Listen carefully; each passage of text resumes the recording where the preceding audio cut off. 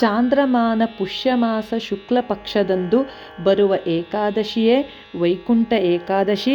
ಈ ದಿನ ವಿಷ್ಣುಲೋಕ ಅಥವಾ ಸ್ವರ್ಗದ ಬಾಗಿಲು ತೆರೆದಿರುತ್ತೆ. ಸನಾತನ ಧರ್ಮಾನುಯಾಯಿಗಳು ಶ್ರದ್ಧಾಭಕ್ತಿಯಿಂದ ವಿಷ್ಣುವನ್ನು ಪೂಜಿಸುವ ಮಹತ್ವದ ದಿನವಾಗಿದೆ. ಒಂದು ತಿಂಗಳಿನಲ್ಲಿ 2 ಏಕಾದಶಿಗಳು ಬರುತ್ತೆ. ಕೆಲವರು ಈ ದಿನವನ್ನು ಉಪವಾಸ ವ್ರತಾಚರಣೆಯ ಮೂಲಕ ಸಂಪನ್ನಗೊಳಿಸಿದರೆ, ಇನ್ನು ಕೆಲವರು ಮೌನ ವ್ರತವನ್ನು ಆಚರಣೆ ಮಾಡೋದ್ರಿಂದ ವ್ರತವನ್ನು ಮಾಡಿ ಭಗವಂತ ಮಹಾವಿಷ್ಣುವಿನ ಕೃಪೆಗೆ ಪಾತ್ರರಾಗುತ್ತಾರೆ. ವಿಷ್ಣುವಿನ ವೈಕುಂಠ ದ್ವಾರವು ತೆರೆದಿರುತ್ತೆ ಅಂತ ಹೇಳ್ತಾರೆ. ಈ ವ್ರತದ ಆಚರಣೆಯಿಂದ ನವವಿವಾಹಿತರು ಅಥವಾ ಸಂತಾನ ಅಪೇಕ್ಷೆಯನ್ನು ಹೊಂದಿರುವಂಥ ದಂಪತಿಗಳು ಈ ವ್ರತಾಚರಣೆಯನ್ನು ಮಾಡೋದ್ರಿಂದ ಸಂತಾನ ಭಾಗ್ಯ ದೊರಕುತ್ತೆ. ಹಾಗೆ ಸುಖ ಸಂತೋಷ ಅದೃಷ್ಟವೂ ಕೂಡ ಹೆಚ್ಚಾಗುತ್ತೆ. ವೈಕುಂಠ, ಕುಂಠ ಅಂದರೆ ಅಸಾಮರ್ಥ್ಯ, ವಿಕುಂಠ ಅಂದರೆ ಬದುಕಿನ ನಡೆಯಲ್ಲಿ ಜಾರದವರು. ಬದುಕಿನಲ್ಲಿ ಎದುರಾಗುವ ಅಸಾಮರ್ಥ್ಯಗಳನ್ನು ಹೋಗಲಾಡಿಸುವವನು, ಆತನನ್ನು ಪ್ರಾರ್ಥಿಸೋದು ಎಂಬ ಅರ್ಥವನ್ನು ಕೂಡ ಸರಳವಾಗಿ ಹೇಳ್ಬೋದು. ಶರೀರ ಮಾಧ್ಯಂ ಖಲು ಧರ್ಮ ಸಾಧನಂ. ಒಳ್ಳೆಯ ಧಾರ್ಮಿಕ ಕೆಲಸಗಳನ್ನು ಮಾಡೋದಕ್ಕೆ ಇರಲಿ ಅಥವಾ ಯಾವುದೇ ಕೆಲಸ ಕಾರ್ಯಗಳಿಗೆ ಇರಲಿ, ಮೊದಲು ನಮ್ಮ ದೇಹ ಸದೃಢವಾಗಿರಬೇಕು.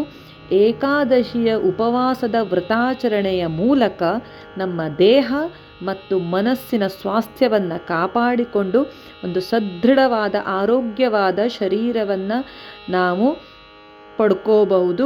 ಜೀವನದಲ್ಲಿ ಎದುರಾಗುವ ಸಮಸ್ಯೆಗಳನ್ನು ಅತ್ಯಂತ ಯಶಸ್ವಿಯಾಗಿ ನಿಭಾಯಿಸೋದಕ್ಕೆ ಹಾಗೂ ಪರಮ ಪದವನ್ನು ಸೇರೋದಕ್ಕೆ ಈ ಶರೀರವೇ ಕಾರಣವಾಗಿದೆ.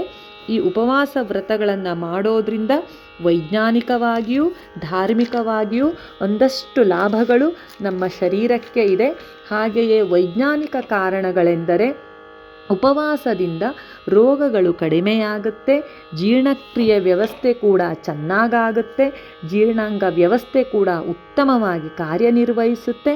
ಆಬ್ವಿಯಸ್ಲಿ ತೂಕ ನಷ್ಟ ಆಗುತ್ತೆ, ಮೆದುಳಿನ ಕಾರ್ಯಕ್ಷಮತೆ ಸುಧಾರಿಸುತ್ತೆ, ದೇಹದಲ್ಲಿ ಉರಿಯೂತ ಅಥವಾ ಒಂದು ರೀತಿಯ ಗ್ಯಾಸ್ಟ್ರಿಕ್ ಆಗೋದೆಲ್ಲ ಕಡಿಮೆ ಆಗುತ್ತೆ.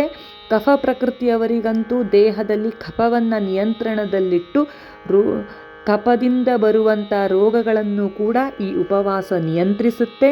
ಮತ್ತು ಬೊಜ್ಜು ಅಥವಾ ಮಧುಮೇಹ ಅಥವಾ ರಕ್ತದೊತ್ತಡ ಇತ್ತೀಚಿನ ದಿನಗಳಲ್ಲಂತೂ ಸರ್ವೇ ಸಾಮಾನ್ಯವಾಗಿದೆ.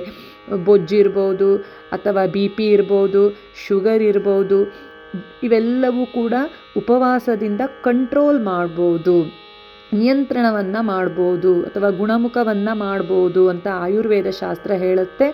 ಹಾಗೆಯೇ ಚಯಾಪಚಯ ಕ್ರಿಯೆ, ಮೆಟಬಾಲಿಕ್ ಡಿಸೀಸ್ಗಳನ್ನು ಈ ಉಪವಾಸಗಳಿಂದ ಅಥವಾ ಈ ಉಪವಾಸವನ್ನು ಮಾಡೋದ್ರಿಂದ ಗುಣಮುಖಪಡಿಸಬಹುದು. ಚಯಾಪಚಯ ಕ್ರಿಯೆಗಳಿಗೆ ಉಂಟಾಗುವಂಥ ರೋಗಗಳನ್ನು ಉಪವಾಸದ ಮೂಲಕ ಗುಣಪಡಿಸಬಹುದು ಅಂತ ಹೇಳ್ತಾರೆ. ಎಲ್ಲರಿಗೂ ಈ ಉಪವಾಸ ಆಗಿ ಬರೋದಿಲ್ಲ. ನಿಮ್ಮ ತಜ್ಞರ ಸಲಹೆಯನ್ನು ಪಡೆದುಕೊಂಡು ನಿಮ್ಮ ದೇಹಕ್ಕೆ ಅನುಕೂಲವಾಗುವ ರೀತಿಯಲ್ಲಿ ಉಪವಾಸದ ವ್ರತಾಚರಣೆಯನ್ನು ಮಾಡಿ.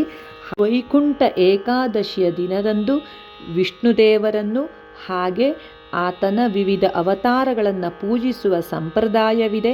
ಸನಾತನ ಧರ್ಮದಲ್ಲಿ ವಿಷ್ಣುವನ್ನು ವಿಶ್ವದ ರಕ್ಷಕ ಎಂದು ಉಲ್ಲೇಖಿಸಲಾಗಿದೆ.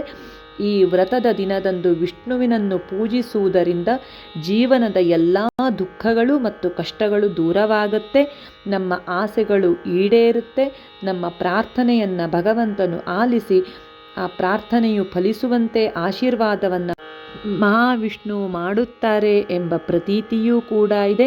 ನಮ್ಮ ಪ್ರಾರ್ಥನೆಯೂ ಕೂಡ ಫಲಿಸುತ್ತೆ, ಭಗವಂತನ ಅನುಗ್ರಹ ನಮಗೆ ಉಂಟಾಗುತ್ತೆ.